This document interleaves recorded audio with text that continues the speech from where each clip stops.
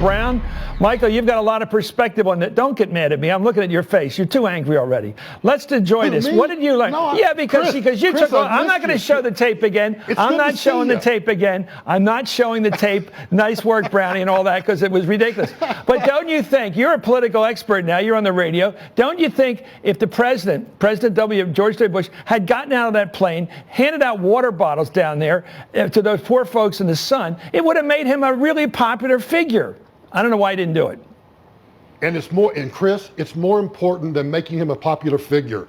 When he left Crawford, I got on the phone and talked to the Deputy Chief of Staff on Air Force One. And I said, I've got to have the President land in Baton Rouge. And the question was, why? And I said, because he needs to walk down the steps of Air Force One, walk to that podium, and he needs to say two things. He needs to say to the American public and to the people of Louisiana, I'm here and I'm telling my cabinet to give Mr. Brown everything he needs. If he asks for X, you better give him X squared. And I couldn't make that happen because for whatever crazy reason, they decided to do that flyover and go on back to Andrews Air Force Base. That was a huge mistake, and it cost me, Chris. It sure does. Well, I always believe that fish rots from the top. I never like it when staff people are blamed because I know the boss is the boss. I've worked for bosses. I know all about bosses. And here's the question. Right. Why did they want his picture taken looking out the window? What jambalaya brain came up with the idea, let's get a picture of him looking out the window at the people out of water down below and the devastation? Why did they think that would sell with the public? Hey, look, he's looking at us. I have no idea. Chris, if I knew the answer to that question, I would have put it in my book. I have no clue what they were thinking. Okay, but let me ask you a tough one. Think if he just landed and done what I said. Yeah, I tell you, I had this image of him there handing out water bottles, just doing it. Nobody's going to shoot him. They'd be taking the water. They'd be thrilled with their president. Presidents should be presidents of the people. Let me ask you a tough question. Were you the guy for the job?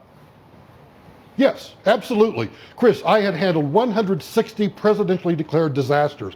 We had handled 4 hurricanes in Florida in the middle of a presidential election. We had handled all of those successfully. I started out as the general counsel. I became the deputy director. Then I became the director and the undersecretary. I did it the American way. I learned about that agency from the bottom up. Okay. And in addition to that, prior to coming to D.C., I had worked for state and local government. I knew exactly what I was doing. Okay, compare the performance of two people, Ray Nagin, the mayor of New Orleans at the time, and Haley Barbour, the governor of Mississippi.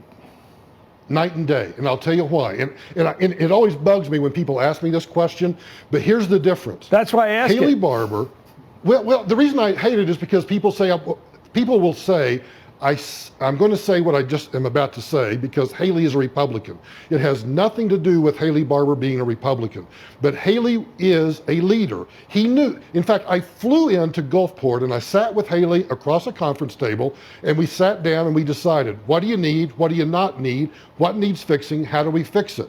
I go see the mayor in New Orleans in the Superdome and my staff gives me a list that they've made up because they can't get squat out of the mayor. Why did he leave the buses down there? Chris? Why didn't the buses leave New Orleans with all the poor people on it that needed to get out? Why were the buses still parked in the parking lot?